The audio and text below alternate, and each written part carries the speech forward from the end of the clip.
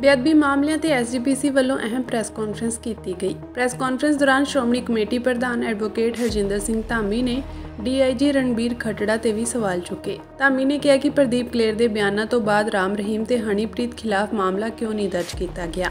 उन्होंने कहा कि एक वड्डी साजिश के तहत बेअदबी के दोषियों को बचाया गया तो हुण भी कोशिश जारी है।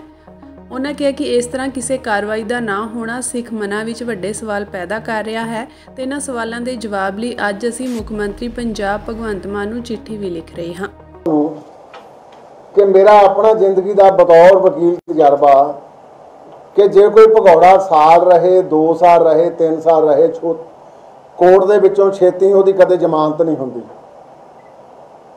उहदे नाल दी नाल फिर एक जिहड़ी होर वड्डी गल आ कि अप्रूवल बन जाए, बंदा अप्रूवर बन जाए। पहली तो यह गल आ कि जेडे पुलिस ने उन्होंने गिरफ्तार किया FI नंबर 63 दे विच ते उस थाने दे विच जिहदे विच PO का लिखिया हुंदा एक बोर्ड लगाया हुंदा 117 ते 128 दे विच उहदे गिरफ्तार क्यों नहीं किया गया। किहड़े गुज्जे भेत आ कि तिन्नां दे विचों सिर्फ एक च गिरफ्तार किया जांदा, दो केसां दे विच उसे थाने की पुलिस उहनूं गिरफ्तार नहीं कर रही। तो फिर उदों वड्डी गल भी अप्रूवर आ ते अप्रूवर का मुनम हुंदा जिन्ना चਿਰ प्रोसिक्यूशन जिहड़ी अपने एविडेंस कंप्लीट नहीं हुंदी उन्ना चਿਰ मेरा अपना तजर्बा कहंदा कि ये वो बंदे नूं उन्ना चਿਰ बेल नहीं दित्ती जाती, क्योंकि अप्रूवर मतलब कि सरकारी गवाह बहदे माफ जिन्होंने आपां कन्फैशन कहने तो ये किहड़ी सी इहदे पिछे सौदेबाजी की सी कि 2 महीने दे विच बेल करवा दित्ती।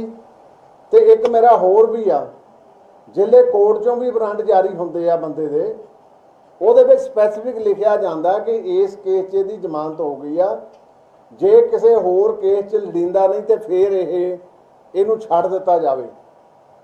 ਤੇ ਕੀ ਪੁਲਿਸ ਦੀਆਂ ਅੱਖਾਂ ਬੰਦ ਕੰਨ ਬੰਦ ਆ ਕਿ ਦੂਏ 2 केसां ਦੇ ਵਿੱਚ ਉਹ ਪਹਿਲਾਂ ਤਾਂ ਥਾਣੇ ਨੇ ਅੱਖਾਂ ਮੀਟੀਆਂ ਆ ਭਈ ਗ੍ਰਿਫਤਾਰੀ ਨਹੀਂ ਪਾ ਰਹੇ ਸੇਮ ਥਾਣਾ ਤੇ ਦੂਜੀ ਫਿਰ ਕੋਰਟ ਤੋਂ ਵੀ ਆਰਡਰ ਹੁੰਦੇ ਪਏ ਭਾਈ ਜੇ ਕਿਸੇ ਹੋਰ ਕੇਸ 'ਚ ਲੜੀਂਦਾ नहीं तो जिले जेल चों रिहाई होंदी आ उस वेले लिखिया जाता भी होर केस नहीं ये कोई।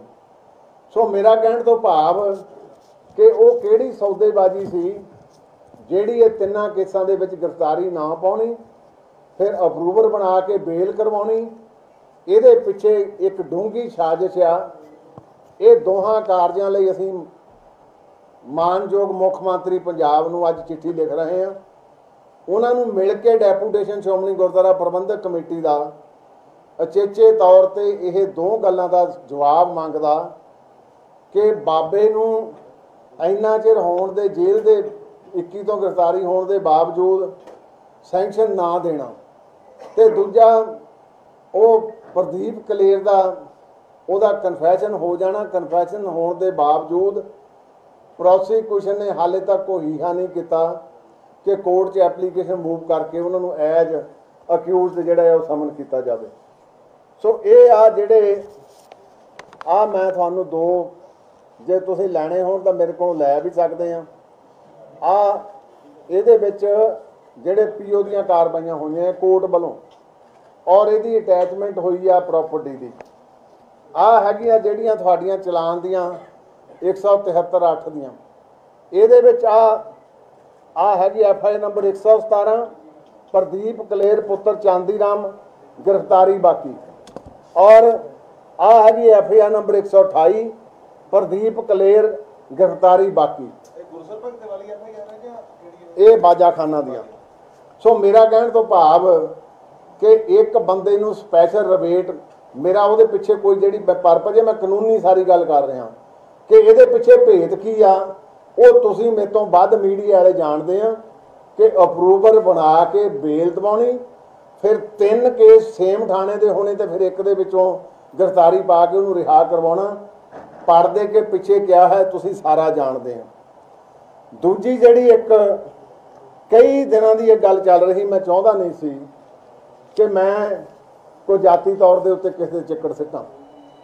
मैं अज तक पोलीटिकल बंदे तो देखे आ कि आपां प्रैस नूं स्टेटमेंट रिलीज करते आ जां आपां सोशल मीडिया ते जाने आ, पर कुछ दिनों का साडा एक भरा जिहड़ा पहलां पुलिस 'च रहा वो बार-बार ਇੱਕੋ ਹੀ ਗੱਲ ਰਿਪੀਟ ਕਰ ਰਿਹਾ कि 2019 ਦੇ ਵਿੱਚ ਸ਼੍ਰੋਮਣੀ ਗੁਰਦੁਆਰਾ ਪ੍ਰਬੰਧਕ ਕਮੇਟੀ ਨੇ ਇਹ ਜਿਹੜੀ CBI ਦੀ ਕਲੋਜ਼ਰ ਰਿਪੋਰਟ ਸੀ ਉਹਨੂੰ ਸਪੋਰਟ ਕੀਤੀ ਆ ਤੇ ਉਹਦੇ ਲਈ ਐਫੀਡੈਵਿਟ ਦਿੱਤਾ।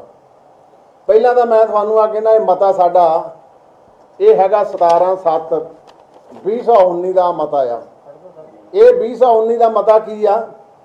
ਇਹ ਮਤਾ ਆ ਸ਼੍ਰੋਮਣੀ ਗੁਰਦੁਆਰਾ ਪ੍ਰਬੰਧਕ ਕਮੇਟੀ ਦੀ ਆਂਤਰਿਕ ਕਮੇਟੀ ਦੀ ਅੱਜ ਦੀ ਇਕੱਤਰਤਾ ਪਿਛਲੇ ਸਮੇਂ ਵਿੱਚ ਵੱਖ-ਵੱਖ ਥਾਵਾਂ ਤੇ ਸ੍ਰੀ ਗੁਰੂ ਗ੍ਰੰਥ ਸਾਹਿਬ ਬੇਅਦਬੀ ਦੀਆਂ ਵਾਪਰੀਆਂ ਘਟਨਾਵਾਂ ਦੇ ਕੇਸ ਜੋ ਕਿ ਸਰਕਾਰ ਵੱਲੋਂ CBI ਨੂੰ ਦੋਸ਼ੀਆਂ ਦੀ ਨਿਸ਼ਾਨਦੇਹੀ ਕਰਨ ਲਈ ਦਿੱਤੇ ਗਏ ਸਨ। CBI ਵੱਲੋਂ ਦੋਸ਼ੀਆਂ ਦੀ ਸ਼ਨਾਖਤ ਕਰਕੇ ਸਜ਼ਾਵਾਂ ਦੇਣ ਦੀ ਬਜਾਏ ਇਸ ਕੇਸ ਦੀ ਕਲੋਜ਼ਰ ਰਿਪੋਰਟ ਦਾਖਲ ਕਰਨਾ ਬਹੁਤ ਹੀ ਮੰਦਭਾਗਾ ਤੇ ਦੁਖਦਾਈ ਹੈ, ਜਿਸ ਨਾਲ ਸਿੱਖ ਹਿਰਦਿਆਂ ਨੂੰ ਠੇਸ ਪਹੁੰਚੀ ਹੈ। ਅੱਜ ਦੀ ਇਕੱਤਰਤਾ ਕਲੋਜ਼ਰ ਰਿਪੋਰਟ ਦਾਖਲ ਕਰਨ ਦੇ ਮਾਮਲੇ ਦੀ ਨਿਖੇਧੀ ਕਰਦੀ ਤੇ ਨਾਲ ਪ੍ਰਵਾਨਗੀ ਹੋਇਆ ਕਿ ਕਲੋਜ਼ਰ ਰਿਪੋਰਟ ਨੂੰ ਰੱਦ ਕਰਵਾਉਣ ਲਈ ਫੌਜਦਾਰੀ ਮਾਹਰ ਵਕੀਲਾਂ ਦਾ ਪੈਨਲ ਦੇ ਵਕੀਲਾਂ ਦੀ ਫੀਸ ਆਦਿ ਨਿਰਧਾਰਿਤ ਕਰਨ ਦਾ ਜਿਹੜਾ ਆ ਉਹ ਹਦਾਇਤ ਕੀਤੀ ਜਾਂਦੀ। ਇਹ ਮਤਾ ਹੋਇਆ ਸਾਡਾ ਜੀ 17/7/2019 ਨੂੰ, ਮਤਾ ਨੰਬਰ 515 ਸੌਰੀ। ਇਹ ਤੋਂ ਬਾਅਦ ਆ ਜਿਹੜੀ ਉਹਨੇ ਕਲੋਜ਼ਰ ਰਿਪੋਰਟ ਦਿੱਤੀ 173/8 ਦੇ ਵਿੱਚ ਇਹ CBI ਦੀ ਕੋਰਟ ਦੇ ਵਿੱਚ CBI ਨੇ ਮੂਵ ਕੀਤੀ ਆ। ਕਾਪੀਆਂ ਮੇਰੇ ਕੋਲ ਲੈ ਲਿਓ, ਮੈਂ ਸਰਟੀਫਾਈਡ ਕਾਪੀਆਂ ਲੈ ਆਇਆ ਕੋਰਟ ਦੇ ਵਿੱਚੋਂ ਕਢਵਾ ਕੇ। ਇਹ 4/9/19 ਦੇ ਵਿੱਚ ਅਸੀਂ ਦਿੱਤੀ ਆ। 173/8 ਦੀ ਜਿਹੜੀ ਰਿਪੋਰਟ ਆ ਇਹਨਾਂ ਨੇ ਦਿੱਤੀ, ਉਹਦੇ ਅਸੀਂ ਰਿਪਲਾਈ ਫਾਈਲ ਕੀਤਾ। ਉਹ ਰਿਪਲਾਈ ਦੇ ਵਿੱਚ ਤੁਸੀਂ ਕਲੀਅਰ ਪੜ੍ਹ ਲਓਗੇ ਵੀ ਸਾਡਾ ਸਟੈਂਡ ਕੀ ਆ। ਅਖੀਰ ਦੇ ਵਿੱਚ ਜਿਹੜੀ ਇਹਦੇ ਵਿੱਚ ਪ੍ਰੇਅਰ ਆ, ਕਿਉਂਕਿ ਬਾਕੀ ਫਾਰਮਲ ਜਿਹੜੇ ਦੇਣੇ ਹੁੰਦੇ ਜਵਾਬ ਤਾਂ ਦੇਣੇ ਹੁੰਦੇ ਆ। It is therefore respectfully prayed that the present application may kindly be declared as per law and the alleged combined closure report filed before the honorable court on 4/7/19 may kindly be again sent back to the CBI because a further investigation is allowed, then the letter further referred in a number investigation will be touching the entire earlier investigations show the combined closure report cannot be kept in abeyance in this court and it is deemed to be returned to the CBI as the complainant Kulvinder Singh has already made a strong objection and has come in disagreement with the closure report। ਇਹ ਜਿਹੜੀ ਉਹ ਹੈਗੀ ਆ, ਇਹਨਾਂ ਨੇ ਕੀਤਾ ਕੀ ਸੀ? ਇਹ ਜਿਹੜੇ ਇਹਨਾਂ ਨੇ ਆ ਐਪਲੀਕੇਸ਼ਨ ਵੀ ਨਹੀਂ ਵੀ ਮੂਵ ਕੀਤੀ CBI ਨੇ ਕਿ ਸਾਡੀ ਜਿਹੜੀ 173/8 ਦੀ ਰਿਪੋਰਟ ਆ ਇਟ ਸ਼ੁੱਡ ਬੀ ਕੈਪਟ ਇਨ ਅਬੀਐਂਸ, ਕਿ ਸਾਨੂੰ ਫਰਦਰ ਦੇ ਦਿੱਤੀ ਜਾਵੇ ਪਰ ਇਹਨੂੰ ਐਜ ਇਟ ਇਜ਼ ਪੈਂਡਿੰਗ ਰੱਖ ਲਿਆ ਜਾਵੇ। ਫਿਰ ਅਸੀਂ ਇਸੇ ਕੋਰਟ ਦੇ ਵਿੱਚ ਅਸੀਂ 6/11/19 ਨੂੰ ਆ ਸਰਟੀਫਾਈਡ ਕਾਪੀ ਆ, ਇਹ ਅਸੀਂ ਆਬਜੈਕਸ਼ਨ ਪਟੀਸ਼ਨ ਦਿੱਤੀ ਆ ਉਸੇ ਕੋਰਟ ਦੇ ਵਿੱਚ ਕਿ ਜਿਹੜੀ ਇਹ ਰਿਪੋਰਟ ਭੇਜੀ ਆ ਇਹਨਾਂ ਨੇ ਕਲੋਜ਼ਰ ਰਿਪੋਰਟ, ਇਹ ਸਰਾਸਰ ਗਲਤ ਆ ਤੇ ਇਹ ਤੇ ਮੈਨੂੰ ਬਹੁਤ ਵੱਡਾ ਇਤਰਾਜ਼ ਆ। ਕਿਉਂਕਿ ਜਿਹੜੇ ਕਲੋਜ਼ਰ ਰਿਪੋਰਟ ਜਾਂਦੀ ਆ ਜਾਂ ਕੋਈ ਕਈ ਵਾਰੀ ਇਨਵੈਸਟੀਗੇਸ਼ਨ ਤੋਂ ਬਾਅਦ ਆਪਾਂ ਕੋਰਟਾਂ ਦੇ ਵਿੱਚ ਕੋਈ ਕੇਸ ਖਤਮ ਕਰਨ ਲਈ ਇੱਕ ਤਾਂ ਕੁਐਸ਼ਨਿੰਗ ਹੁੰਦੀ ਹੈ, ਦੂਜੀਆਂ ਕੋਰਟਾਂ ਚਲ ਜਾਂਦੇ, ਉਹਦੇ ਵਿੱਚ ਫਿਰ ਮਦਈ ਦੀ ਸਹਿਮਤੀ ਲਈ ਜਾਂਦੀ ਆ ਕਿ ਤੂੰ ਇਸ ਰਿਪੋਰਟ ਨਾਲ ਸਹਿਮਤ ਆ। ਇਹ ਅਸੀਂ ਕਲੋਜ਼ਰ ਰਿਪੋਰਟ ਦੇ ਆਬਜੈਕਸ਼ਨ ਦਿੱਤੇ ਆ, ਅਸੀਂ ਬਿਲਕੁਲ ਸਹਿਮਤ ਨਹੀਂ। ਕਲੋਜ਼ਰ ਰਿਪੋਰਟ ਜਿਹੜੀ ਆ ਇਹ ਖਤਮ ਕੀਤੀ ਜਾਵੇ, ਅਸੀਂ ਬਿਲਕੁਲ ਸਹਿਮਤ ਨਹੀਂ। ਔਰ ਇਹਦੇ ਵਿੱਚ ਅਸੀਂ ਆ ਨਾਲ ਇੱਕ ਐਫੀਡੈਵਿਟ ਆ 5/9/11/19 ਦਾ, ਇਹ ਕੁਲਵਿੰਦਰ ਸਿੰਘ ਦਾ ਐਫੀਡੈਵਿਟ ਆ।